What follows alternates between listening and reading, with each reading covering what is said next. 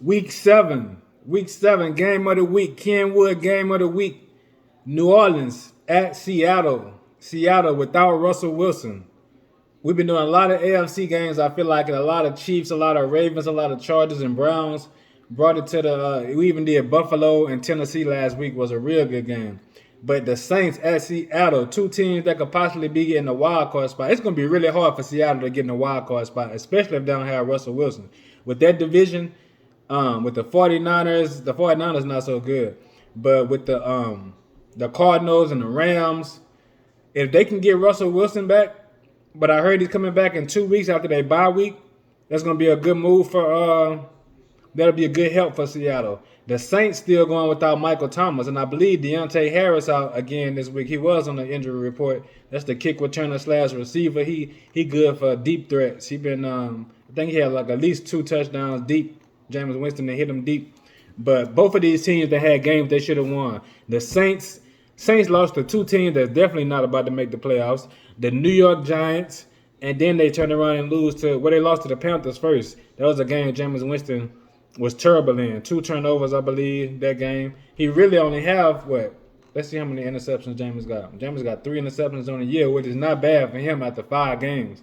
But like I said, the Saints playing without Michael Thomas, been playing without Traquan Smith. He another guy who's that's been plagued by injury a lot throughout his career with the Saints, and with these last 2 or 3 years that he's been with the Saints. Kamara still out there, and the defense still out there. Cam Jordan, Demario Davis, Marshawn Lattimore, Malcolm Jenkins. I expect that defense to stop Seattle from doing much of anything, especially with Geno Smith back there.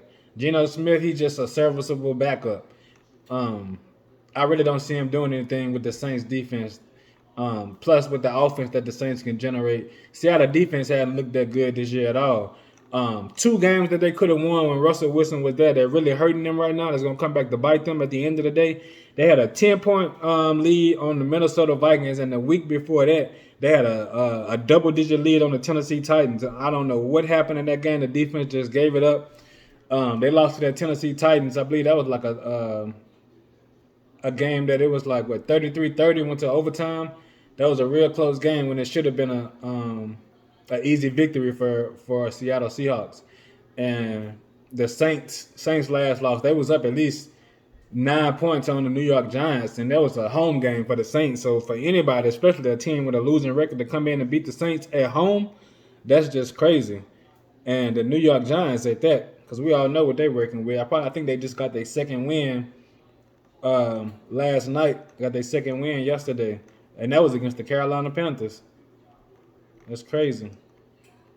But as far as the Saints offense, long as Jameis Winston don't turn the ball over, and we convert on 3rd down and do what we got to do in the red zone, I think the Saints gonna come out with the victory tonight in Seattle, even with the 12th man out there.